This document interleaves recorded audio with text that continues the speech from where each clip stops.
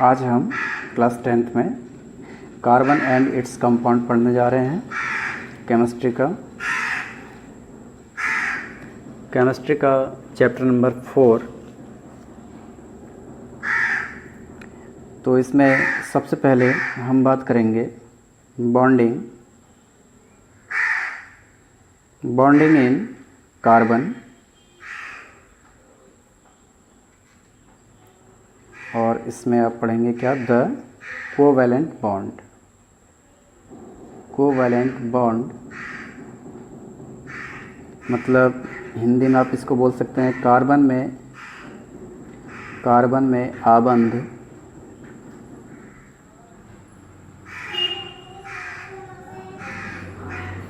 कौन सा, सहसंयोजी बंध, ये हमें पढ़ना है। तो सबसे पहले हम कोवैलेंट बॉन्ड की बात करेंगे कि कोवैलेंट बॉन्ड किसे कहते हैं। कोवैलेंट बॉन्ड क्या होता है?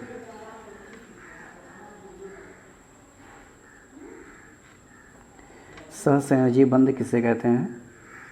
तो सहसंयोजी बंध क्या होते हैं? तो जब रासायनिक अभिक्रियाओं में जो एटम होते हैं आपस में इलेक्ट्रॉनों की बराबर साझेदारी करते हैं तो जो बंध बनता है उनको हम सहसंयोजी बंध कहते हैं। तो हम यहाँ लिख सकते हैं क्या, इलेक्ट्रॉनों की बराबर साझेदारी द्वारा, ठीक है, बराबर साझेदारी द्वारा जो बंध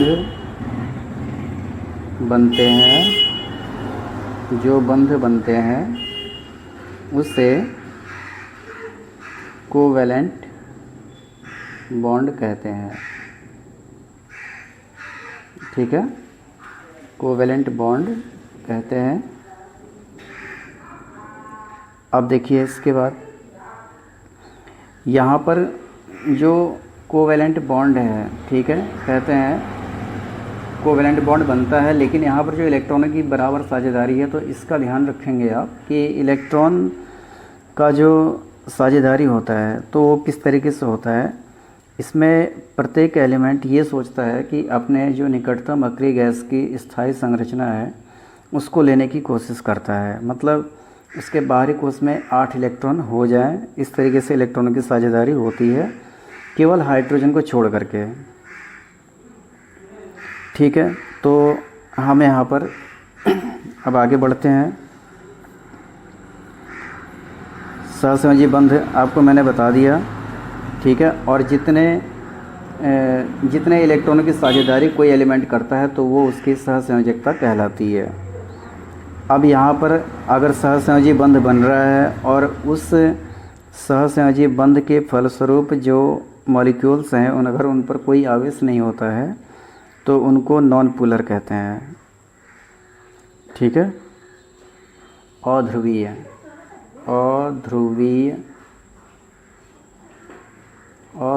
सहसंयोजक बंध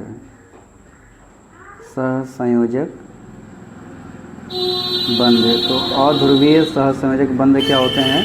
ये उदासीन होते हैं, इन पर कोई आवेश नहीं होता है।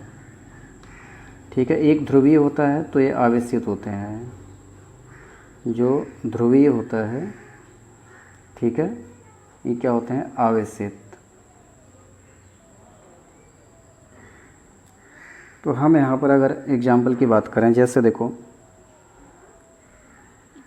H2 हाइड्रोजन है और हाइड्रोजन के 2 एटम है यहाँ पर।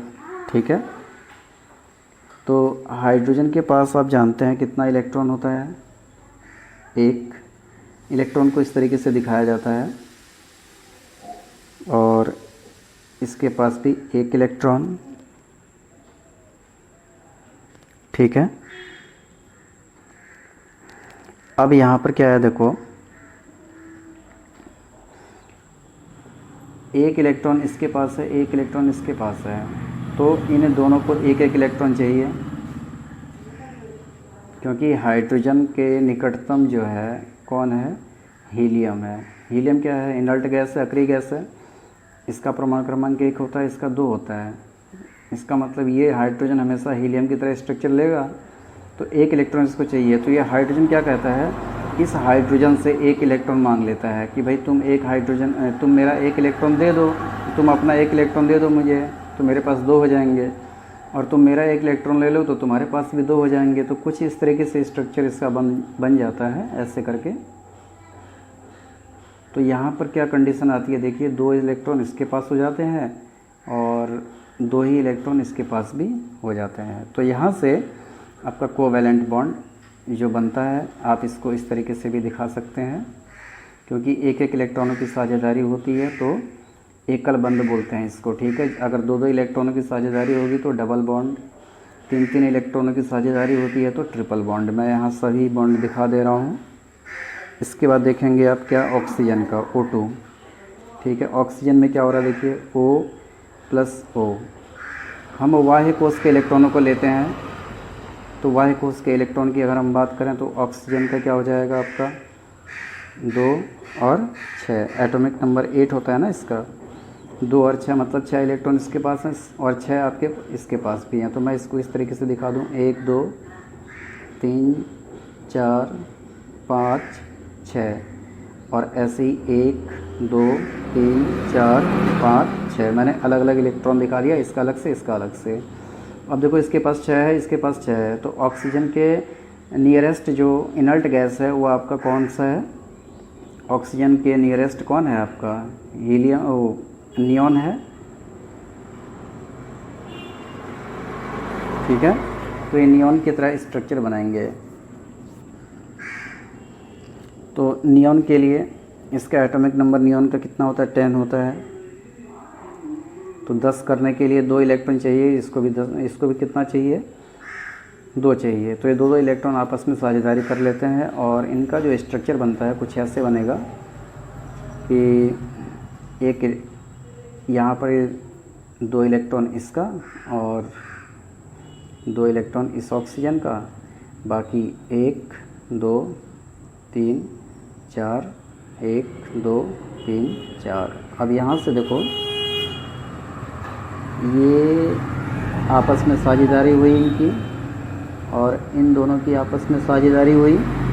तो यहाँ देखिए 1 2 3 4 5 6 7 8, 1 2 3 4 5 6 7 8। दिख रहा होगा आपको, शायद आप देख पा रहे होंगे इसको, ठीक है। तो यहाँ देखें फिर से 8 इलेक्ट्रॉन इसके पास भी हो गया, 8 इसके पास भी हो गया। तो यहाँ पर 2-2 इलेक्ट्रॉनों की साझेदारी हो रही है, इसलिए आप इसको ऐसे लिख सकते हैं O+1O। यहाँ पर इसको सिंगल बॉन्ड बोलते हैं, सिंगल बॉन्ड। ये आपका हो जाएगा डबल बॉन्ड। और ऐसे ही थर्ड हम ले लेते हैं नाइट्रोजन का N2।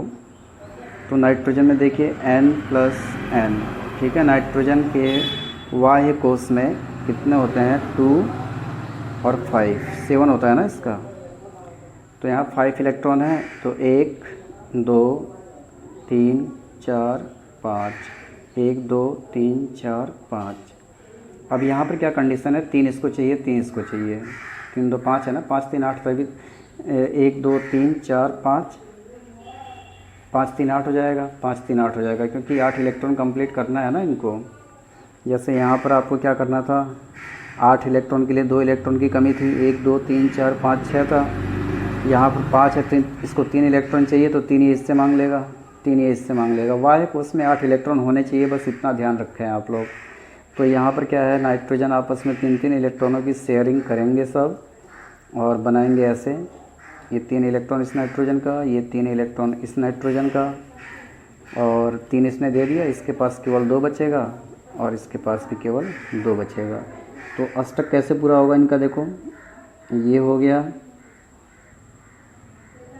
और ये हो गया, 1 2 3 4 5 6 7 8, 1 2 3 4 5 6 7 8। यहाँ 3 इलेक्ट्रॉनों की साझेदारी हो रही है, इसलिए N ट्रिपल बॉन्ड N। फिर से देख लें, 3 इलेक्ट्रॉनों की साझेदारी हो रही है तो यहाँ पर N ट्रिपल बॉन्ड N आपका हो गया ऐसे।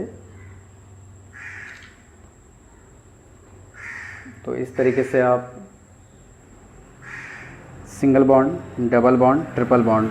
तो फिर से आपको हम बता दें कि मेन मकसद हमारा क्या है। यहाँ पर मेन चीज़ यही है कि अष्टक पूरा करना। अष्टक पूरा करने के लिए जो एटम है, ठीक है, वो इलेक्ट्रॉनों की साझेदारी करते हैं और साझेदारी बराबर की करते हैं। अगर 2 इलेक्ट्रॉन दे रहा है तो 2 लेगा, 1 इलेक्ट्रॉन दे रहा है तो 1 इलेक्ट्रॉन लेगा, ठीक है। जितना इलेक्ट्रॉन दे रहा है उतना इलेक्ट्रॉन दूसरे एटम से ले लेगा ताकि उसका अष्टक कंप्लीट हो जाए। तो यहाँ पर जो कोवेलेंट बॉन्ड बनते हैं 3 प्रकार के बनते हैं, सिंगल हो गया, डबल हो गया और इसको आप बोल देंगे क्या, ट्रिपल बॉन्ड, ठीक है। 3 इलेक्ट्रॉन की साझेदारी हो रही है तो इसको ट्रिपल बॉन्ड बोला जाएगा। और ये सिंगल बॉन्ड हो गया, डबल हो गया, ट्रिपल बॉन्ड हो गया। इसके अलावा जो आपको मैंने बताया कि सहसंयोजी बंध 2 प्रकार के होते हैं, अध्रुवीय होते हैं, ध्रुवीय होते हैं। तो अध्रुवीय आपके क्या होते हैं, उदासीन होते हैं। ध्रुवीय सहसंयोजी बंध आवेशित होते हैं। तो ये सब आप ध्यान में रखिएगा। तो यहाँ पर आपका कार्बन एंड इट्स कंपाउंड है चैप्टर, इसमें बॉन्डिंग मैंने आपको बता दी। अब हम आगे बढ़ेंगे अगले टॉपिक पे अगली वीडियो में। अभी और भी आपको वैलेंसी से बॉन्ड्स रिलेटेड कुछ और चीज़ें बताएंगे, अगले वीडियो में बताएंगे उसको।